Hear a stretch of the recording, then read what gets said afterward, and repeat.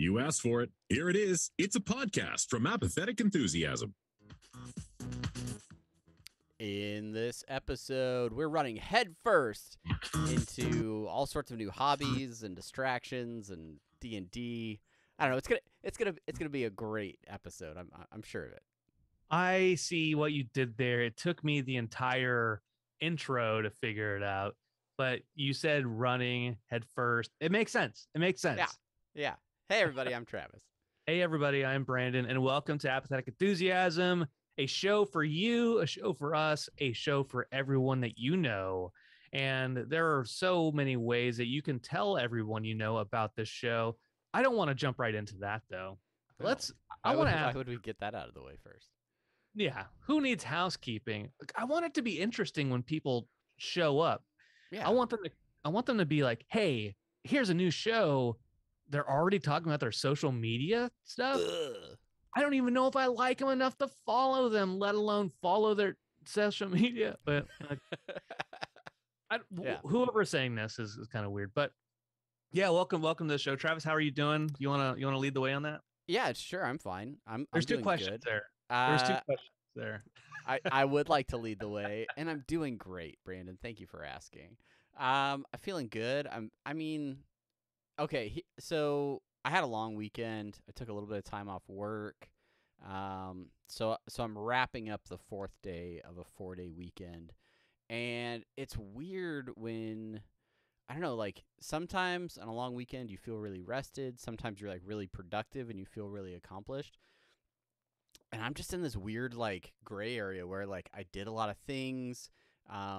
Like some things were productive, and then like today was kind of just like lazy too, and we just like hung out, and I got stuff done around the house, but at the end of the day I was just like, all right, like weird. I guess I'm gonna work and contribute to the economy tomorrow. I guess I could do that.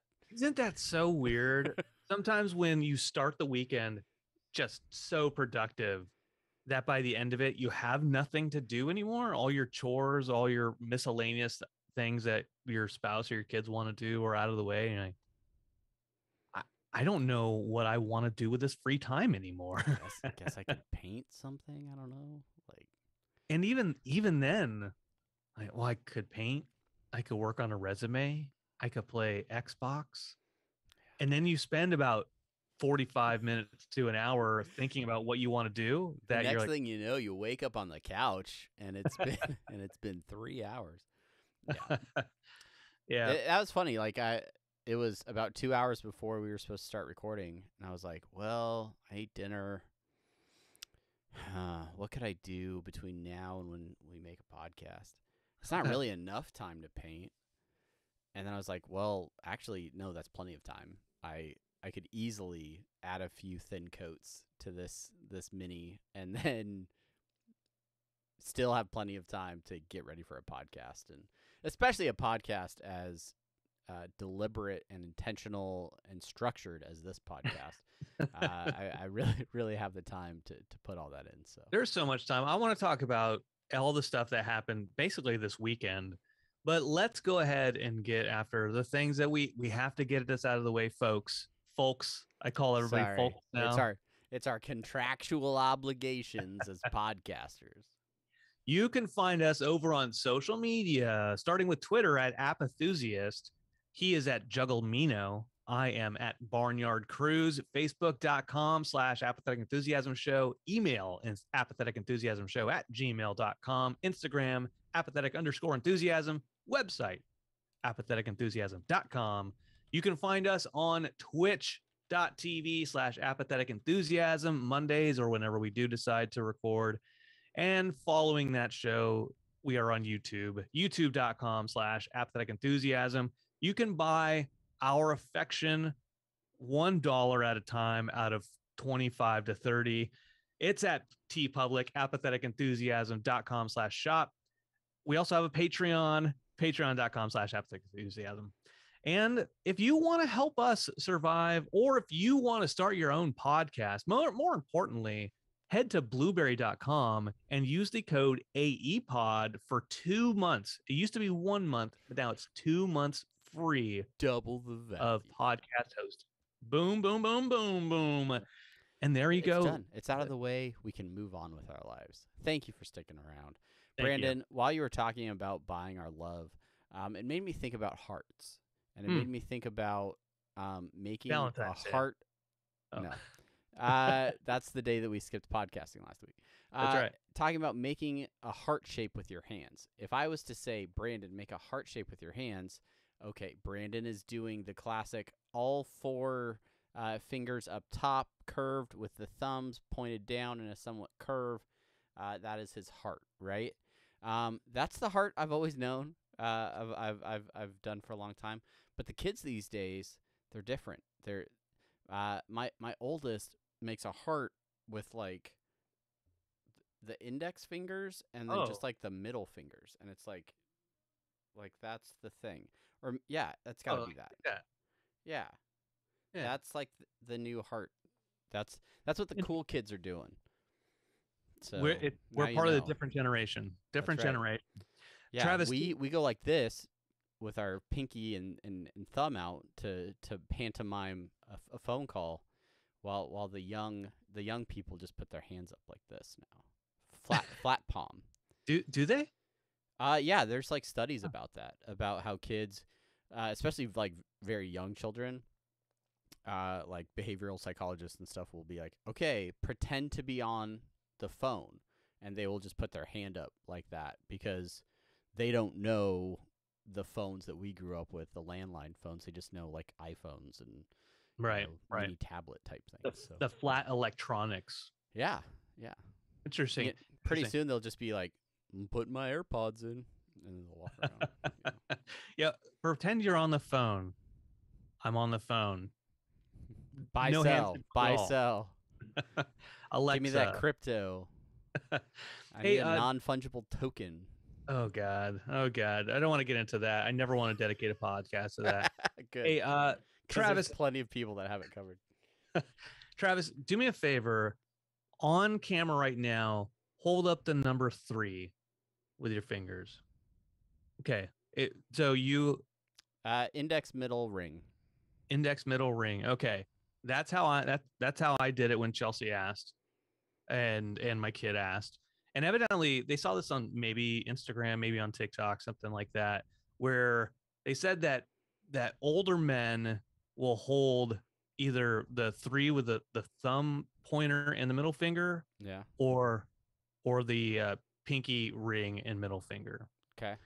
And so far, it hasn't been accurate because most people will do the 3 unless they're from the UK, and then they do like the 3. So that's very interesting because the thumb, index, middle, that is 3 in American Sign Language. That's the number 3 in ASL.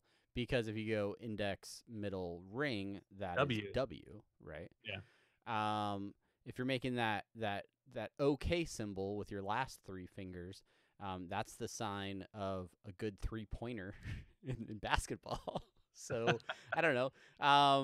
Yeah, it could be. Maybe your baseball fans go thumb for the 3. Oh, your maybe. Basketball fans, are like this.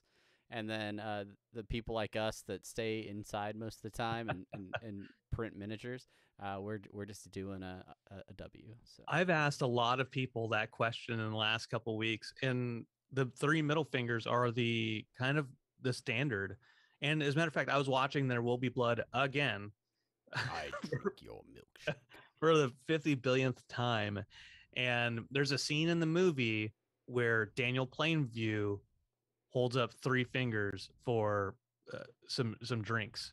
And I paused it and I took a screenshot of it. I said, Jesse, get here too. Anyway. Look how he's doing it. Yeah. Well, let's move on from finger pointing at things, and let's get into some topics, some burning topics. And quick the Ewok in chat mentioning the OK symbol has been linked to racism. That is true. Yes. That is very true as well. It's okay. It's also the number 3, and it's also racism. So, yeah, I'm gonna be honest. I'm pretty pissed that has been co-opted by terrible white supremacist type people that flash that symbol as a racist symbol, because as a fan of basketball, that has been used to signify 3-pointers, and for a long time it was like a way to celebrate. Yeah, I got a 3-pointer. They flash it up there and stuff. Many of the NBA players that I've seen use that symbol, very sure that they are not white supremacists. Yeah, 3-pointer, woo! Russell Westbrook used to have a thing where he would like do the threes on each side and then like throw them down like he was holstering like his guns or whatever. Love that 3-point celebration. So that is upsetting to me. Context is everything, of course, as far as this goes. When the OK symbol thing became a thing, that circle game that people used to play, where like, oh yeah, the circle below the waist, then you punch somebody or whatever, right? Yeah. When I was in Tampa, they had been playing that game for years, and then all this stuff rolled around. Like, we can't play that anymore, everybody. Yeah. It's no longer a thing. So now we just have to punch people indiscriminately. Yeah. Hey, look at this, and then you just punch them. They don't even have to look. You just right in the junk. Punch in the junk. That's the game. All right, let's talk about a punch in the junk, and we'll start with a little thing we call a running program. So did we? I don't know that we covered this actually officially on the last podcast. We may have talked to it a little bit, but I don't know if we fully covered it. I think we talked to it, and then on the post show we went into it in more depth, but then promptly we're like, no one's paying attention to us. Let's go ahead and talk about this just between you and you and me. So yeah, let us talk about running. What happened at the start of the new year was I wanted to, even slightly before the start of the new year, I wanted to start running, and I wanted to start running for me, not for my job, not for anything else. I wanted to get into the habit myself of running. And so I had started a 10K training plan, and that lasted about 4 weeks. And I got into the habit of, okay, all right, cool, I'm running more. And then I wanted to get ready for a 10K that is at the end of the year. And to do that, I wanted to have a training plan that went on a long time, which is a marathon running plan. And so you and I talked about that, and you're like, well, maybe a little bit before. The details are cloudy. Sure. But I wanted to pull you into it. Yeah, well, I mean, I'm sure we've talked about this before. We've utilized the Nike Run Club app for years. I've been using the Nike programs to track my running for like over a decade, I think, at this point. Back when you had to put chips in your shoe and all kinds of craziness like that, right? And almost 10 years ago now, I ran my first half marathon, my first couple of those, and I used those Nike training plans in their app to train for those. So I really do like how they build their plans and how they can just help you like push towards those goals. And so when you said you were training for a 10K, I mean, this time last year I was running 10Ks a couple times a month. So I was like, you know what, I've dropped off in that, and I need to pick things back up. I need to get back in the game. 2022 is going to be my year for getting back into running. Brandon's already got a head start. Send me that plan. Send me that 10K plan that you're training, and I'll get right on it. No issue for me. And I see where this is going. I open the phone, and I look, Brandon, this is a half marathon plan. And your response is like, yeah, well, I mean, it's it's fine. It'll be fine. Like, we should just do it anyway. And it has been fine, hasn't it, Travis? We're only in week 2. Yes. Have you looked ahead have you read ahead to what some of the weeks we have in our future look like? I try not to, because I tend to squeeze my shins every day nowadays. I'd be like, it's okay, babies. It's okay. This will all be over. This will all be over someday. No, Yeah. I haven't looked ahead. I don't want to look ahead. I know it's going to take up so much more of my time. Yeah. But it's strange. I ran a fair amount maybe about 10 years ago, and maybe not as much as I'm running now. And there's a little bit of difference here for me here in the sense that it, I don't, maybe I have somebody being you, to help kind of shame each other and to keep going. But also I would run a mile and a half or 3 miles and then be super tired. And like the next day, the next couple of days, I'm like, I can't do this. Uh, but even yesterday, I ran 4 miles, and there's a speed run, which I didn't do, but I could have. Yeah. I felt, I was like, oh, I could do that again because I've been doing it so much, right? I fully expected today after that 4 miler, which there right before the run before the 4 mile run was a recovery run, but you were supposed to run for 35 minutes. And my recovery pace, I guess, I was at like 3.5, almost like 3.7 miles or something on the recovery run. So I was like, well, crap, that's almost a 4 miler already. So back to back, I ran almost 8 miles in 2 days, or I guess we took a day off in between. But yeah, and right after that recovery run, I was like, oh, I was happy to have a down day, and then ran the 4 miler. Felt good running it, despite the crazy wind, the aforementioned wind that was sweeping through the plains. So I did that 4 mile run, expected to be really sore today, and felt like, yeah, no, I could knock out a fartlek if I have to. Which for those that are not familiar is a running term and not the act of licking farts. That's right. Which the Nike Plus coaches will remind you every single time that you have a run a fartlek is, hey, this is Coach Bennett. Today we're doing the fartlek run.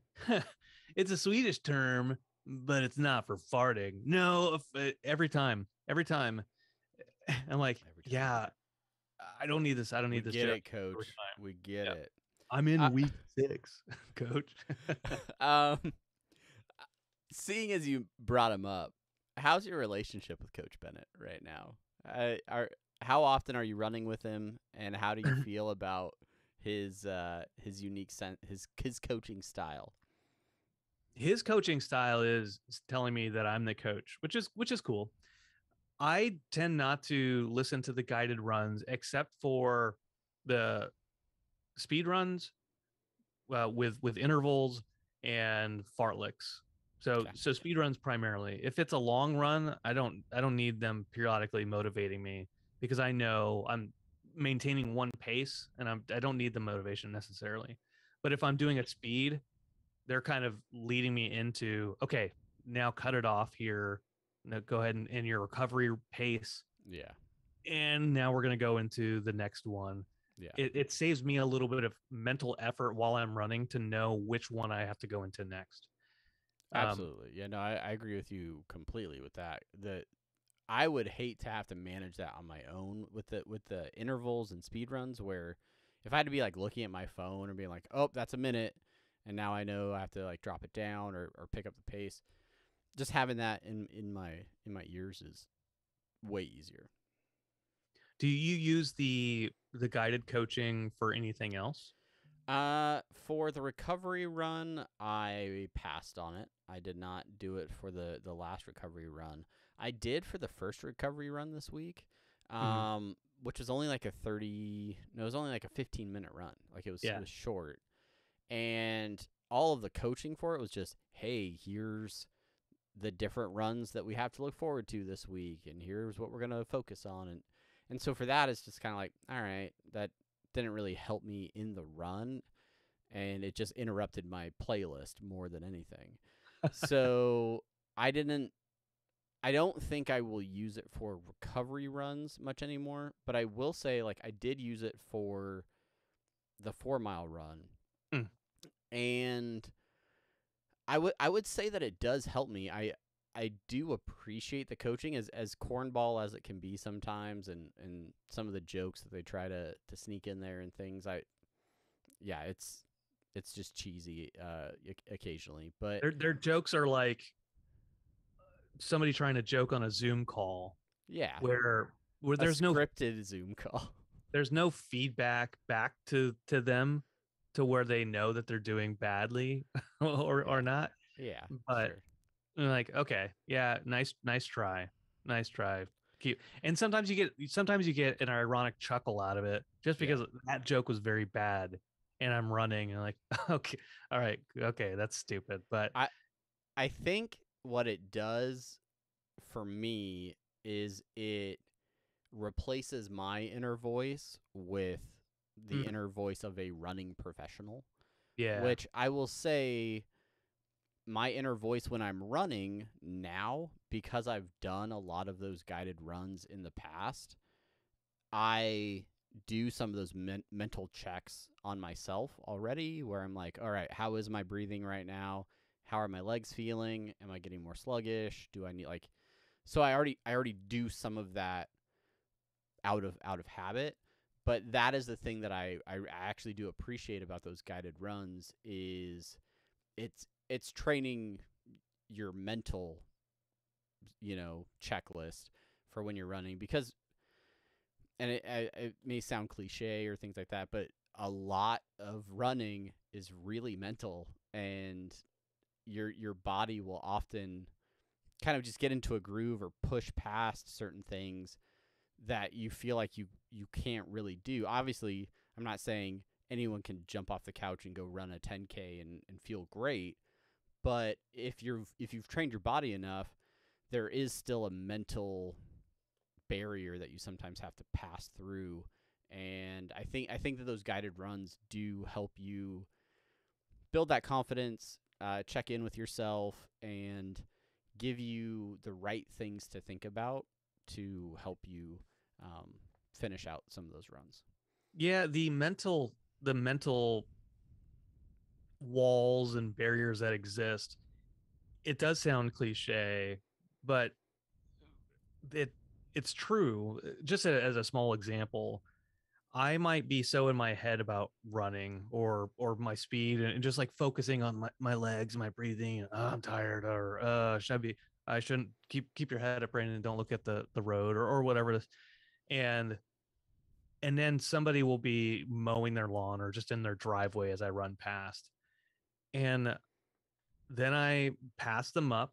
And as I pass them up and get, maybe half a block down from them, then I start slowing down again. And I didn't realize until I was past them that I sped up because they were there watching, or not even Yeah, watching, just the presence of the them, presence of others. Yeah, knowing that they were there. Like my focus shifted from me out of my autopilot focusing on me, realized they were there, kind of got distracted by them, and then I pushed myself faster without even knowing it. And I think those coaches sometimes get that sense, put that sense in you where they're talking to you and you're listening to them, that inner voice replacing that inner voice of you, and you don't even realize that you have pushed yourself further, possibly faster than you would have done just on your own. So it's interesting.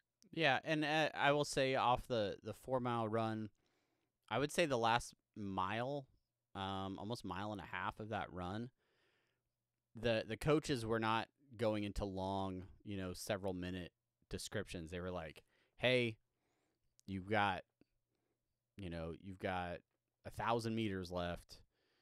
You're doing great. Keep pushing. Remember to do this or that. You've got 500." Like it was just they were just in there to just keep motivating you to be like, "Hey, you're almost there. Keep moving.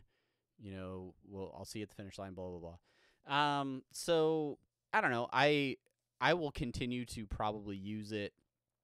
Definitely again for the speed runs. Some of those longer runs, depending on how the weeks go, the I will use those recoveries for me time. But otherwise, yeah, I think, I mean, the training plans are great. If anybody is thinking about getting into running, or really just any sort of fitness program on your own, I cannot recommend the Nike Training Club and Nike Run Club apps enough. They always get me into a better place, like physically, than I was when I started. I've done a few training programs. The running programs continue to be really helpful. So, yeah, highly recommend them. Right Not on, right on. Not a paid advertisement. I'll give one of the long run training guided plans a shot one of these days. I mean, I've got plenty of time to check it out. The Yeah, 4 in mile in 3 weeks we'll be running like 8 miles. So yeah. the 4 miler that I did, I was listening to the latest episode of Critical Role trying to catch up. That's a good idea. So trying to catch up on the latest exploits of the gang, and you know what? Speaking of inner voices, yeah, no, it's a good distraction when they're doing stupid shit, and you're like, instead of focusing on, oh, I got to go up this long ass hill again, it's why would you do that? Why would you roll that? that type of stuff. Yeah, I find I don't typically like listening to podcasts or audiobooks or anything like that when I'm running. I feel like I try to get in the zone with music and things like that. But I feel like that's a good opportunity, especially in say 6 weeks from now when we've got 8-mile runs and 9.5-mile runs. Yeah, that's a good time to catch up on some Critical Role because I am way behind, and it's just like 4-hour episodes almost or whatever it is. It's really hard to catch up on that. Carve out 4 hours every week. What really helps is when you skip all the boring stuff. Yeah, there you go. Because admittedly, there's some good stuff in there. The role playing, the characters developing, some combat, right? But there are things where it's the trappings of D&D in general, which is going to the store and looking at items to buy and Yeah. picking out outfits and stuff like that. In-game Or ecosystems and whatnot. Or sitting in a tavern for basically 2 hours doing no like story development, and it's all character development. Yeah. And that, like, okay, like skip in 30 minutes. Anything new? Nope, skip 30 minutes. Yeah, I guess that. But see, I always get so wrapped up in that's like how we're different with spoilers and things like that, right? Where I'm like, oh, I want to hear every detail about what's going on and how the characters got to that point. And you're like, let's move on. More plot. I'll look it up on Wikipedia. It's fine. Do you feel that your listening to Critical Role has impacted positively or negatively your approach to playing D&D or some of the ways that you try to play D&D as a group? Yeah, well, the Critical Role running thing was a perfect segue into talking about D&D now. Thank you for calling it out after we flawlessly transitioned from one topic to the other. Yeah, I want to make this just in, Brandon ruined segue. Yeah, it has. I think it has influenced me because I have been listening to it a lot in the car. Usually when I'm not sleepy, that's the best time for me to listen to Critical Role. And we've done 2 sessions since I've started listening a lot more. 2 of our main sessions with our buddy John, my brother Brett, and my friend Brian. And the last session, not this one that we did Saturday, but the one before it, was the first time that I felt, you know what, I don't want to try to stop doing silly voices and silly character stuff. Like, I didn't want to do. I'm like seeing how the Critical Role people do it. They're very, very into character, very into RP, and very, oh, and then they whisper into Orem. Oh, and everything is super dramatic. And howdy, I'm fresh cut grass. Fresh cut grass. FCG is the best, but I realized, that's not what I want to do. I want to let's play this game. And so, like the last session we did, I kind of tried to stop being silly or stop trying to be a performer and just try to play the game with you guys. Yeah. And I think that I feel different about the sessions because in that session, we there was a heist situation in our college campaign where we had to go steal the trophy from this other rival college. And instead of getting into like gags and trying to joke around, I was actively saying, well, hey, let's get a plan together. And in that is different. I think something that I picked up from Critical Role is, okay, we're planning to do a quest or a job. How are we going to do it? Let's figure it out before we get there. Yeah. And in the course of that, you also do a little bit of role playing on the side, just in weaving that into the building the plans and Yeah. the location to Yeah, go to. absolutely. Yeah, I wouldn't say I've noticed a major change, but I do see you more, focused on keeping the game on track as opposed to just being like, all right, let me just throw a giant wrench into this.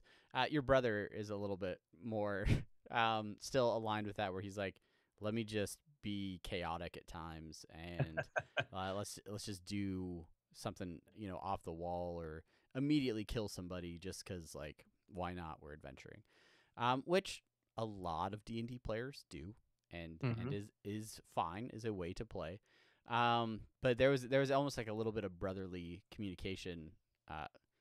2 nights ago when we played, where it was like he offered up an idea, and you're like, well, what if we just play it straight, do this thing normal, and which we were down a party member, so there was more room for us to just kind of have a say in what was going on. That's right. Well, I remember that. It was because we had the job was our professor wanted us to go to this bathhouse and talk him up to the proprietor there, salamander Salamantha. Salamander. Salamander, yeah. And Brett will um Brett wanted to do something that would kind of throw the wrench in the game as far as our relationship with the teacher and get in, and which logically, I'm like, you're gonna make us fail that class. He's gonna be pissed off at it. Mm-hmm. So there was a back and forth, and Brett is a little more of a troll when it comes to that stuff. Sure. And not that I don't mind that thing, but we did start late and want to try to keep on track with making progress and make everyone feel like they got something out of the session. Sure. And the way the jobs were lined up, it worked out for us because this bathhouse was a thing. Your character, Pierce Clawthorne, wanted to throw a college party, which was on Saturday. That's right. There was going to be a rager. Can't wait. Next session. It's the party session. Yeah. And on the job board, there was a job at the local church where there's an organ playing at night.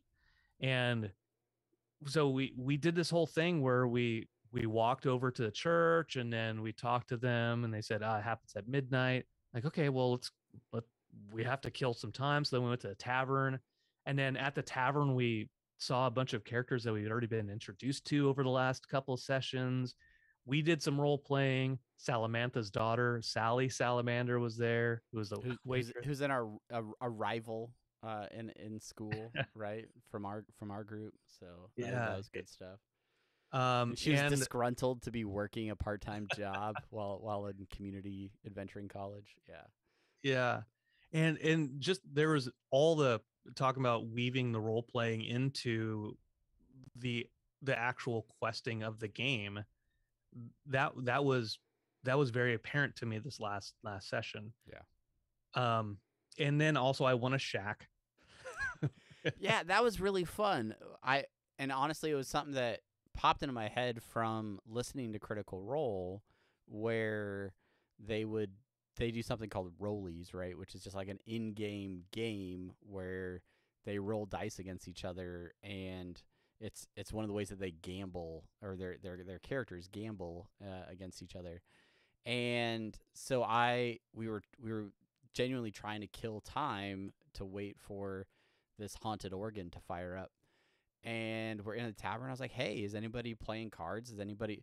And a little bit, I mean, like, I'm not trying to catch our DM off guard, but hey, I'm gonna throw this out there. Is there a card game going on? Is there somebody, betting something around? Can I get, as an old half orc, ne'er do well, can I get involved in some gambling? And John was like, yeah, let's there's cards happening. There's this. Place some bets, roll some dice, and in the middle of that, you and your character, being of wealthy heritage, you're like, money is no big thing. Let me throw out 100 gold. And I wasn't that cocky. I was okay, fair enough. You were not. But John decided that somebody would call your bet by putting the keys to their shack out on the table, and you won. You won that bet. And I won. And I was so. I want to ask John. I haven't asked him yet. Like if it was a straight roll, if he rolled a straight D20 as well, or if like behind the scenes he had, the dude rolled with advantage because it was a shack that I was going to win. But yeah, I won it. And then at first I thought, I don't want to be a dick. I should give the shack back to him. But then I thought, well, I did win it. I should. What's the rent? Maybe I could charge him rent. And then did a history check to see like if I knew what the rental prices were in that area. And so now that dude owes me a gold a week, starting in 2 weeks. Yeah. You became a landlord in our last session. You're already investing in real estate as a D&D player. So I need to write to my father and tell him the good news.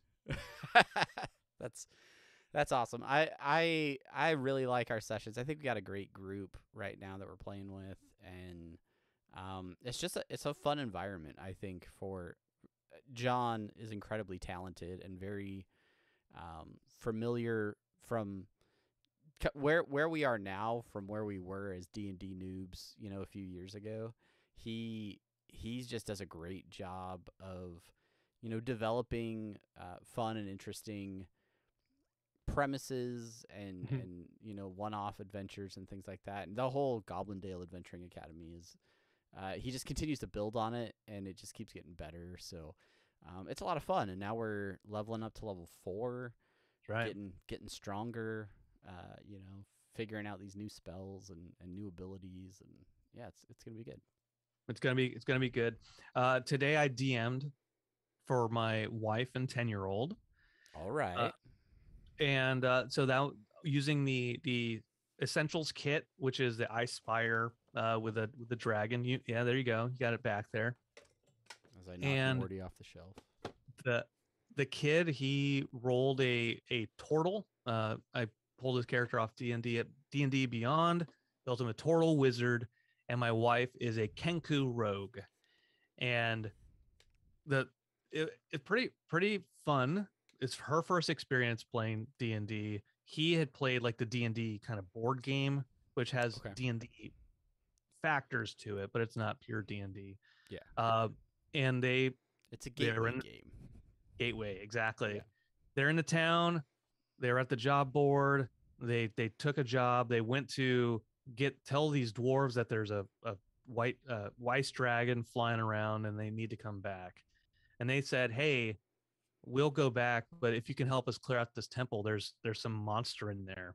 And so they went in there and they fought a yellow ochre or ochre jelly, and Chelsea almost died, but they defeated it with some DM dice some fudgy rolls. And then they left, and then they fought two orcs. They kicked the orcs' butt, and that was it. And like, okay, cool. The kid loved it. He's like, that is so much more fun than that board game. Yeah, it Chelsea is.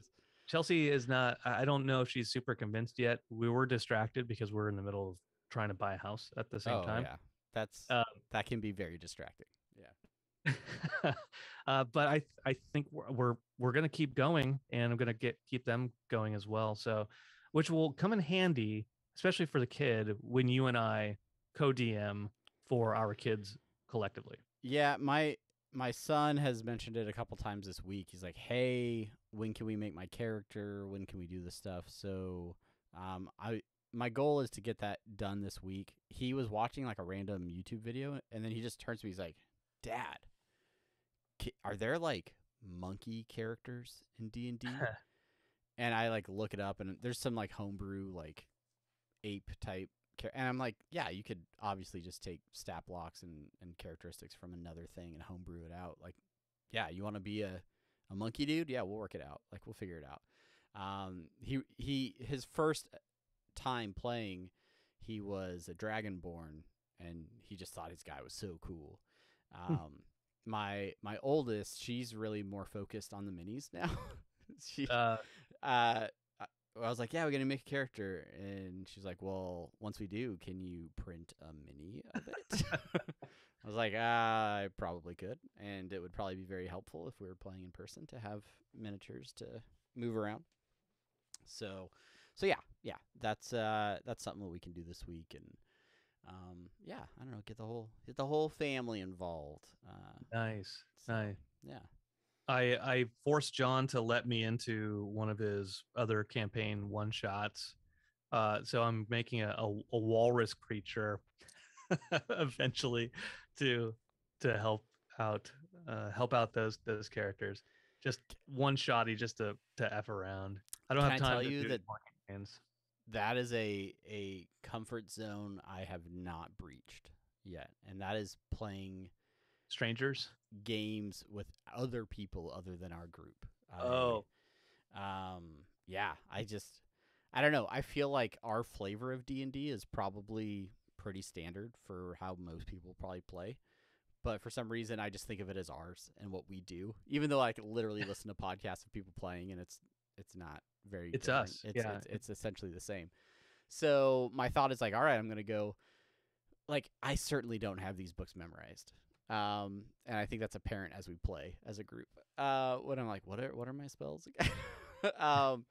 But so I guess there's a bit of an intimidation factor there to go to another group and have some sort of expectation to be like, no, this beast has a DC of this, and you should know that, blah blah or whatever. I'm like, yeah, no, I don't know any of that stuff. So, but I don't know. Most people that play D&D are pretty welcoming, I think, too. So Yeah, you're right though. The first time I played with anybody else was with Brett and his friends, and that was in person. And we have had basically up until that point in time exclusively done online. And so to do in person, still just the only way I've played. I've never played in person. Period. Yeah. oh, not even with your family, you didn't do. I guess I guess I'll count that one time when Yeah. they begrudgingly sat at the table with me on my birthday and appeased Dad for a game of Dungeons and Dragons. Yeah, I will say like tossing the dice and stuff like that. It does, it changes things up because I have to actually do math. But yeah, it's weird playing with different people because it feels different. Even when we bring somebody new, and when I say we, I mean me. I bring somebody random that nobody's ever met before to play a Yeah. one shot, or my brother-in-law, or whomever. It's I am always on the side with this kind of oh how this I hope this turns out well, even though I know it will. I just know it is a different team dynamic when you Sure. add somebody in, because Yeah. you don't know how forceful or passive or chaotic they're going to be. The chaotic part, I think, is always a concern for me because I'll hear people at work talking about, oh, we had a D&D session last night, and so like inverted the world, or like, oh, we collapsed a moon. And I'm like, what the heck? Like, what level are you guys? How are you doing this?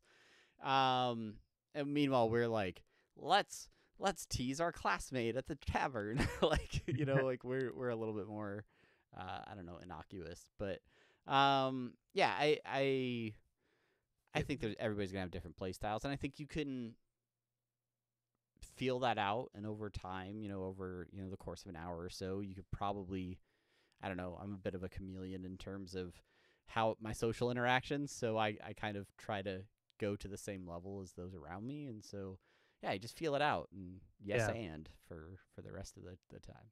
Yeah, and I'll say that I probably, especially after John's one shot, the first one shot he did, that caused drama between us because my character was an asshole, and that seeing what that does to the dynamics of our friendship, like, Sure. yeah, don't need to do it. I don't need to do that type of stuff. And so I worry that other people come in to do that as well, because it is a collaborative game. We should all be having fun.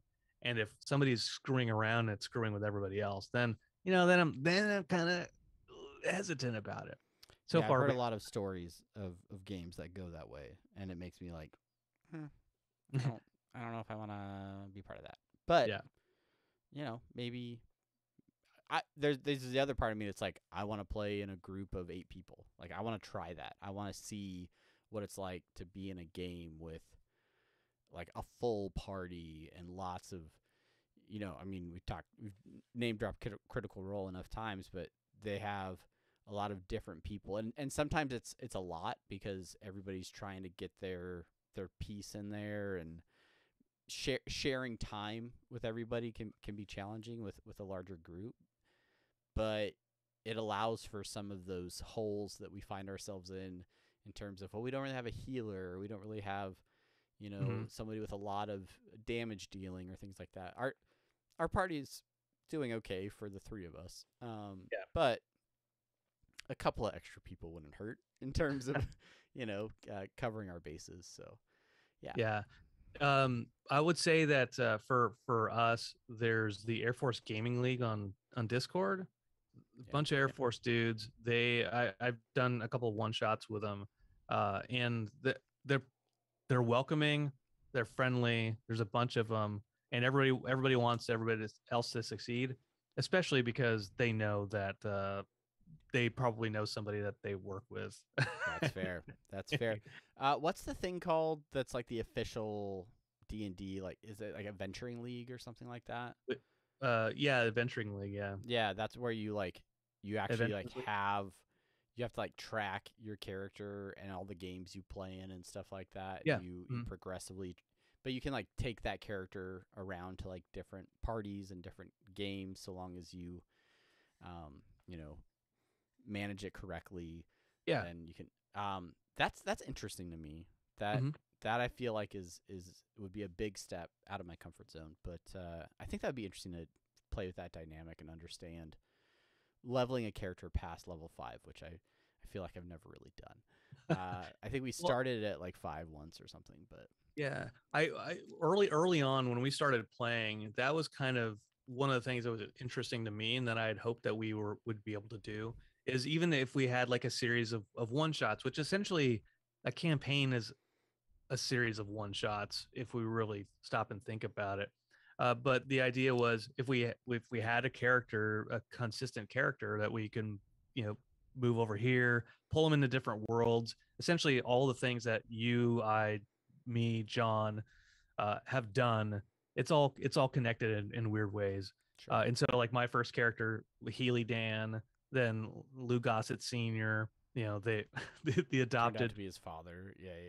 Yeah, I know Kevin, who played with us, and he's in the middle of jobs right now. He had one of his characters he had in 2 different one shots that he was using. I like the idea of being able to use those characters, and they, over and over again. When I think. Go ahead. Oh, Let's go just ahead. keep doing this for the next 30 minutes.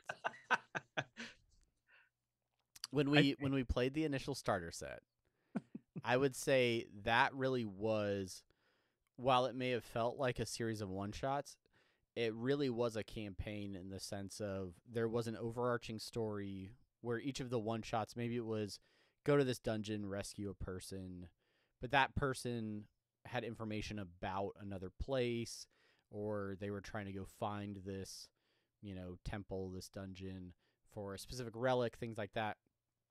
And so as you guys moved through all these different encounters and places like that, it was all building towards that big bad, that story that, somebody else was affecting everything else.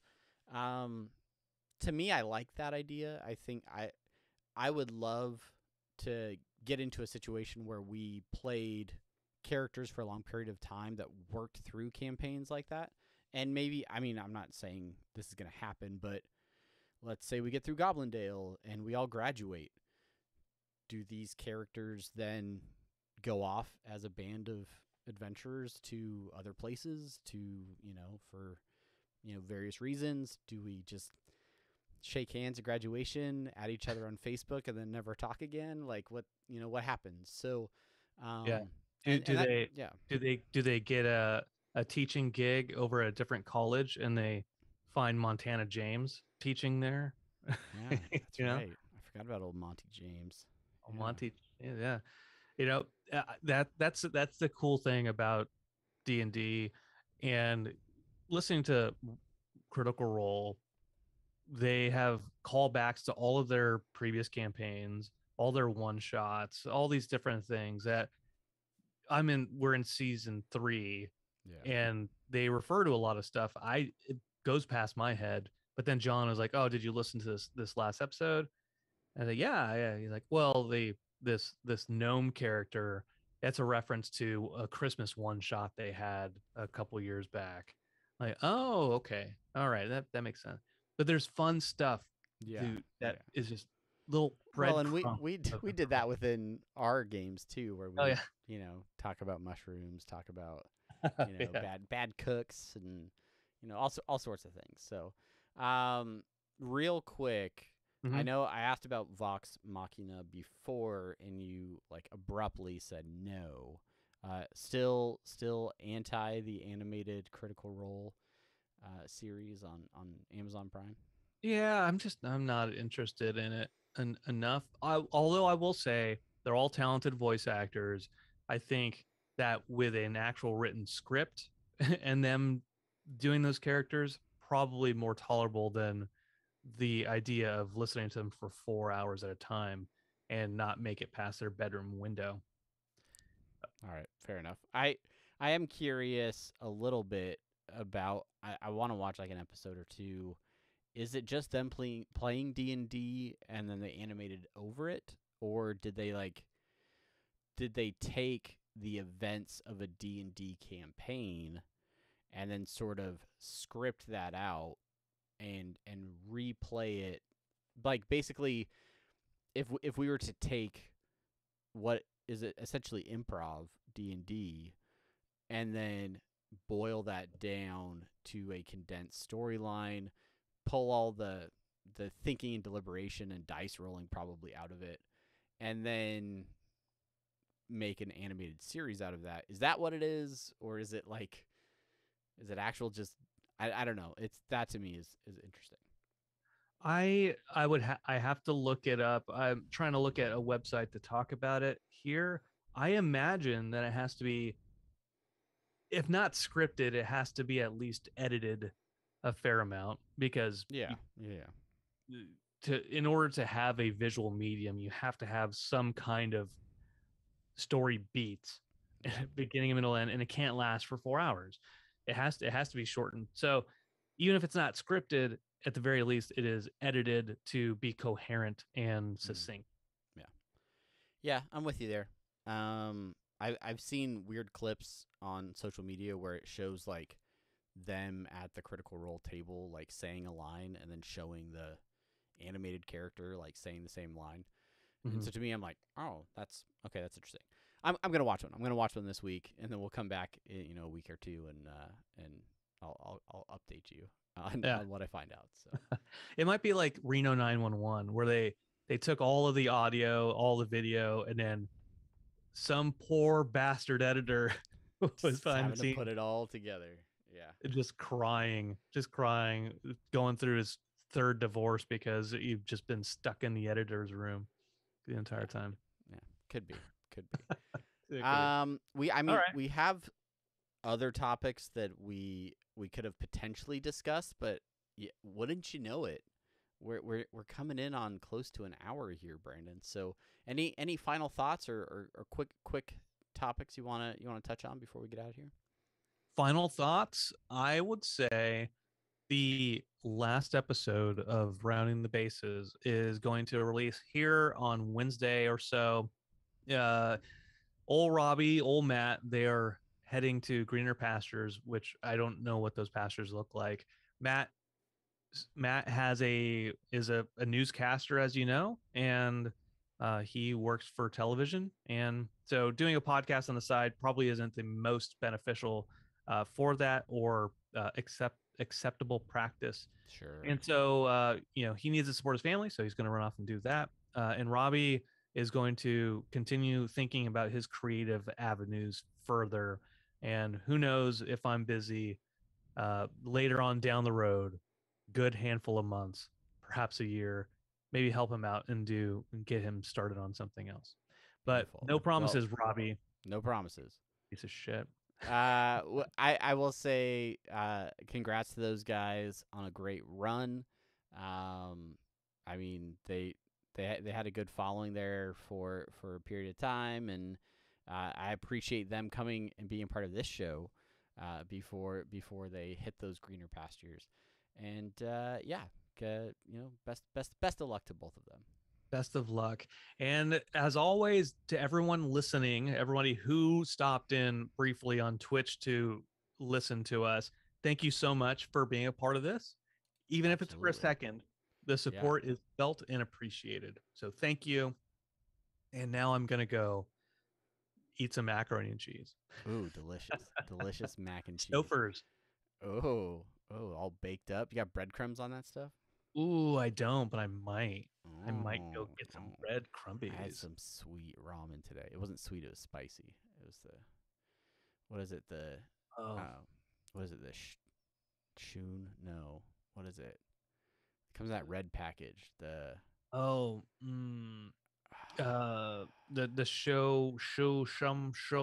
Yeah, it starts with the shushu. It starts with an SH. Yeah, but it's good. Delicious. It was delicious. And I put some strips of steak in it. Anyway, guys, that's our show.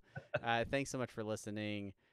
We love you. Come back next time. Don't forget, every Monday night we tend to be recording these at about 6 p.m. Pacific time. That'd be 9 o'clock on the East Coast. Join us. Go over to that twitch.tv/apathetic enthusiasm and be part of the show. We'd love to have you. Oh, I have one last plug, Travis, and that's this Saturday, which is the 26th of February. It's the rematch we've all been waiting for. It's the Intergalactic Uno Cup. That's right. Dr. Strike, my alter ego, is playing Uno against Dean, Matt. It's gonna be a blast. Another 3 hours of Uno. I lost last time. Dean just came back and just destroyed. Bullshit. This is your chance. This is your chance to put it all on the line and come back in a blaze of glory. All on the line. So head over to my Twitter at Barnyard Cruise, where you can see me tweet the link out for this Saturday. There'll be clips out there on Twitch. We'll put those out on YouTube as well. But I want to throw that out there. And I think that's it. That's it. Thanks everybody for listening. Life is happening. Thanks for watching. We'll see you here next time. Okay, thanks. Bye. Bye.